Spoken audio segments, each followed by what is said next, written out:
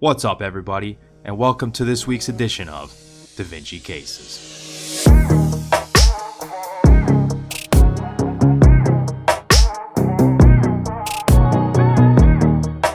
Alright, so the way this works is we've got a clinical case followed by a board-style question. So we're going to go through the question stem, point out the relevant clinical findings, take a look at the question and the answer choices, and then kind of divert for a minute and go through the relevant concepts to answering the question. Then we'll come back and apply those concepts that we went over to answering the question. Alright, everybody, so this is the start of a new organ systems for us at DaVinci Cases. This will be the gastrointestinal or the GI tract. And this first case we have for you is an anatomy case. And believe it or not, GI anatomy is actually pretty high yield for the USMLE. You can definitely see a lot of those questions kind of sneak their way in. So this is definitely something you don't want to overlook in your studies. So for this case, we have a 57-year-old man, and he is brought to the emergency room for severe diffuse abdominal pain. Diffuse meaning that it's all over, so it's not localized to one particular quadrant. And then he also is coming in with hematemesis, so he's vomiting blood. And both of these began suddenly 1 hour ago. So this isn't something that's been, progressing over time or anything. This is something that just started, and it's pretty significant. Whenever someone's throwing up blood, you definitely want to be concerned for a GI bleed, and we'll kind of go over some of the causes of that. So that's one of the things. And then especially just when you're treating them, you want to get the vitals. So here, his vitals are 37 degrees Celsius, heart rate is 107. So he's afebrile, but he's tachycardic, and then his blood pressure is 80/54. So he's pretty hypotensive. This is definitely concerning. You definitely want to try and get this guy some fluids. I have a feeling he's probably going to have a GI bleed, so you probably want to get him some blood products too, but we'll keep reading to confirm that. This tachycardia is likely a reflex tachycardia. So whenever you're hypotensive, your heart responds to, maintain cardiac output by increasing heart rate. Respiration is 18.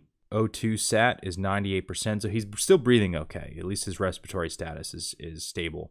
Physical exam is only notable for diffuse abdominal tenderness. So that just confirms what the patient is complaining of. It doesn't localize to one particular area. You could definitely see diffuse abdominal tenderness with a GI bleed. You could see it with a intestinal bleed. You could see it with a retroperitoneal bleed. So this doesn't help us too much at this point right now. So you get some imaging, some quick imaging in the ER. You get an abdominal x-ray.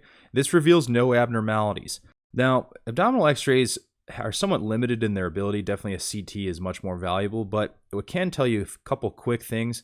One, it can quickly tell you if there's air in the abdominal cavity. Just because you don't see it on x-ray, though, doesn't mean it's not there. The best way to find that out is a CT, but it can be a way if there's a large amount of air, you can definitely see that easily on an abdominal x-ray. The other thing is it will also show dilated loops of either small or large bowel, which could indicate a bowel obstruction, which certainly someone could have with severe diffuse abdominal pain. The thing is, I'm less likely to think that this is a bowel obstruction just because usually those patients don't present with hematemesis. So you get some labs. They're notable for hypokalemia. His potassium is 2.8. Normal is 3.5 to 5.2. So when someone's vomiting a significant amount of volume, they develop hypokalemia as a result of that. And then his hemoglobin is 6 grams per deciliter, which normal for an adult male is 13.5 to 16.5. So as I suspected, this guy's pretty anemic. He is likely having a internal hemorrhage. So you definitely, in addition to getting this guy some fluids, got to get this guy some blood products, get him a transfusion. His past medical history is notable for hypertension, a gastric ulcer along the lesser curvature. So just briefly, the anatomy, you have the esophagus that'll come down like this. And then you have kind of the fundus here, and then the greater curvature like this. And then you have the lesser curvature here. And then it kind of comes in here, and then eventually goes into the duodenum. And then you have the greater curvature here. So this is where the ulcer is. It's somewhere along here, along the lesser curvature. And then he has chronic low back pain. So he reports partial compliance with his medications that include amlodipine for his blood pressure, and omeprazole, which is a proton pump inhibitor. So whenever someone in a question, usually you always assume they're compliant unless the question states otherwise. So they report partial compliance. That means he's not good about taking his medications. So the fact that he has an ulcer and he's not good about taking his proton pump inhibitor, this is something that they like to ask about a lot, is that ulcer can actually erode through the stomach wall or the gastric wall and then invade into one of these many vessels, usually a branch of the celiac trunk, and cause a significant abdominal hemorrhage. So that's something you always want to be considering. Patient also states that he's been taking ibuprofen, so an NSAID, for 2 to 3 times per day for the past month for his back pain. So this guy has chronic low back pain and he's taking a lot of NSAIDs. Remember, NSAIDs also increase the risk of developing and worsening gastric ulcers. So if this guy has an ulcer, he's not good about taking his meds, his proton pump inhibitor, and then he's also taking a ton of NSAIDs. This guy's definitely at risk for an ulcer getting worse and actually eroding through the wall and into one of the surrounding vessels. So the question is asking which of the following blood vessels is the most likely source of this patient's hemorrhage. So we summarize the key findings. This is a middle-aged man presenting with acute severe abdominal pain and hematemesis. He's tachycardic and significantly hypotensive. He has diffuse abdominal pain confirmed on exam. He has a negative abdominal x-ray, which lowers the suspicion for bowel obstruction and also bowel perforation because we don't see any air. Remember, if you see air, usually that's a bowel perforation. You can also see that if patients have recently had abdominal surgery. You can see air, and that's actually normal after surgery. Either way, his labs are also notable for hypokalemia and significant anemia. He reports partial compliance with his proton inhibitor for his gastric ulcer disease.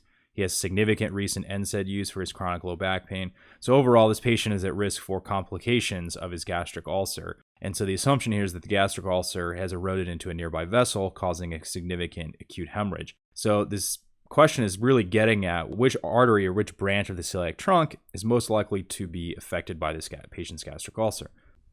All right, guys, we're going to take a quick break from the case right now to let you know that DaVinci Cases is brought to you by DaVinci Academy, which provides online video courses for the medical basic sciences. These courses are taught using a variety of teaching methods, including bullet point outlines, diagrams, radiology images, and chalk talks to explain the fundamental concepts. We then teach the application of those concepts to numerous clinical pearls that are frequently tested on medical school exams and the USMLE. Our video courses are available on our website, dviacademy.com, as monthly subscriptions starting at $9.99 per month. Each video course has a corresponding outline format textbook as well. You can find the link to our website in the description below. Also be sure to use the discount code DC20 to receive 20% off any of our video courses. Now back to the case. Which vessel is most likely to be affected by a gastric ulcer on the lesser curvature? We got to review the anatomy here. And again, this celiac trunk anatomy, this is really high yield, both for anatomy exams and then also, if you're taking a board exam, definitely high yield for that as well. So first, you got the aorta here, comes down. As you can see, it's coming through the hiatus in the diaphragm there. And then just as it comes down through into the abdominal cavity, it gives off the celiac trunk, which has 3 main branches. So you have the left gastric artery, the splenic artery, and the common hepatic artery. That's actually a common PIMP question, like if you're in the OR, on a surgery rotation, if on interventional radiology rotation, if they're doing an angiogram, or vascular surgery, if they're doing an angiogram of the celiac trunk, you definitely could get asked that. I've certainly been asked that before.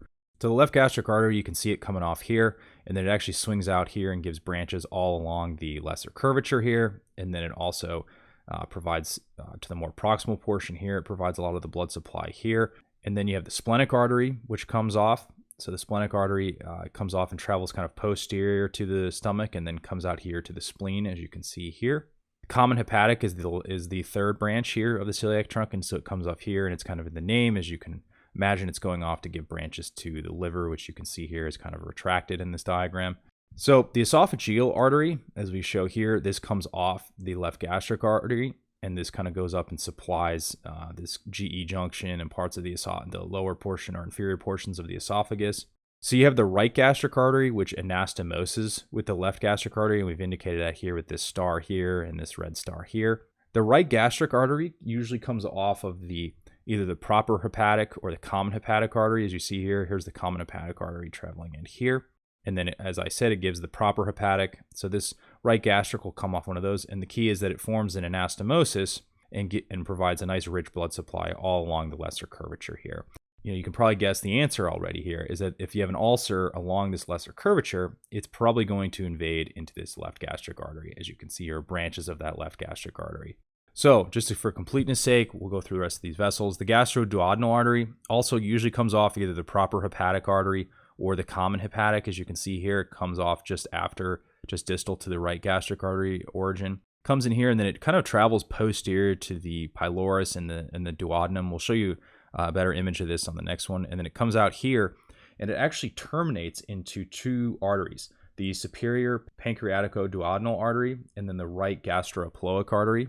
So you can see the right gastroeploic artery, which is considered to be, continuous with or anastomosing with the gastroduodenal. And then the gastroeploic artery comes along here and provides a nice rich blood supply to the greater curvature of the stomach. Then that anastomoses, indicated by the 3 stars and the 3 stars here, with the left gastroeploic artery, which actually comes off the splenic artery, and we'll show you that on the next slide where we show a different view of this. And so the left gastroeploic comes off of the splenic artery just posterior to the stomach and then comes out here and again kind of completes that anastomosis and rich blood supply for the greater curvature of the stomach.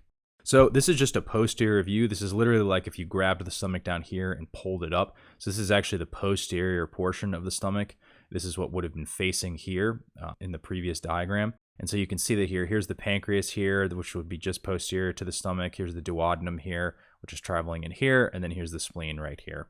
So we have the aorta coming in again. We have the celiac trunk, which you can see here coming off. As well, the diaphragm, it's not well shown here because we've pulled the stomach up, but the diaphragm would be kind of in this region here. And so you have the celiac trunk, and it gives off its 3 branches, again, left gastric artery, splenic artery, and common hepatic. So you have the common hepatic coming here.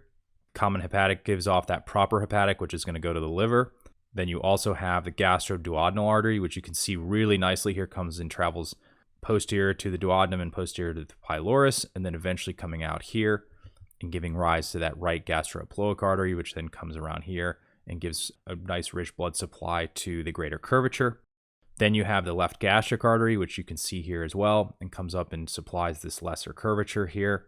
Then you have the splenic artery, which you can see really nicely. The splenic artery has a pretty tortuous course throughout the abdomen here. So you can see it comes along here, and then it gives off a couple branches, gives off that left gastroeploic artery, which comes along here, and then anastomoses with the right gastroeploic artery. Then it also gives off the short gastric arteries, which supply also a portion of the greater curvature, kind of this more superior portion or upper portion of the greater curvature, as you can see. Then it makes its way and supplies the spleen. So the splenic artery is not really too at risk of getting hit by gastric ulcers, because you got to remember this stomach is flipped up unless it's on the posterior wall. If there's an ulcer on the posterior wall, it can erode through and affect the splenic artery potentially, but it's just not as common. The most common, definitely with a lesser curvature, is the gastric artery. I suppose if you had one out on the greater curvature here, it could affect one of these gastroeploic arteries for sure. And then the last thing here I'll point out is that for duodenal ulcers, because remember you can have ulcers in the duodenum, not just in the stomach. If you have those are actually most likely to affect this gastroduodenal artery. And you can see it travels just posterior to the duodenum here. So that artery is most likely to be eroded into if you have a duodenal ulcer. So if we come back to the question, again, which of the following blood vessels is the most likely source of this patient's hemorrhage with a gastric ulcer on the lesser curvature? We have answered this question, but let's go through the answer choices for completeness sake. Esophageal varices. So these aren't even arterial. They are dilated submucosal esophageal veins secondary to portal hypertension in patients with cirrhosis and or liver failure. There's no mention of this patient having cirrhosis or liver failure. There's no mention of portal hypertension. Definitely if someone's coming in with hematemesis and they're unstable, and especially if they have a history of liver disease, you definitely want to be considering esophageal varices, because that's something that needs to be dealt with emergently. But if they don't have any history of it, you might want to look for other causes, such as, a bleeding ulcer or some other type of GI bleed. The common hepatic artery, just because of its course, it's rarely eroded by gastric ulcers, especially those along the lesser curvature, because it's coursing towards the liver. The gastroduodenal artery is the most common artery eroded by duodenal ulcers, and like we showed you, it has that course right behind the duodenum. The splenic artery is rarely eroded by gastric ulcers on the lesser curvature. It's more likely to be eroded by ulcers on the posterior wall, and even in those cases, that scenario is actually fairly rare. And then the left gastric artery is the most common artery eroded by gastric ulcers that are on the lesser curvature. Personally, I'm interested in this because it's a cool interventional radiology procedure where you'd actually go in and embolize the left gastric artery to prevent it from bleeding any further. So that's kind of a minimally invasive, cool way to treat these type of bleeds. Again, this is a patient with a lesser curvature gastric ulcer that has gotten worse due to medication noncompliance and excessive use of NSAIDs that has eroded through the gastric wall and into the left gastric artery, causing an acute hemorrhage. All right, that's all I have for you this time.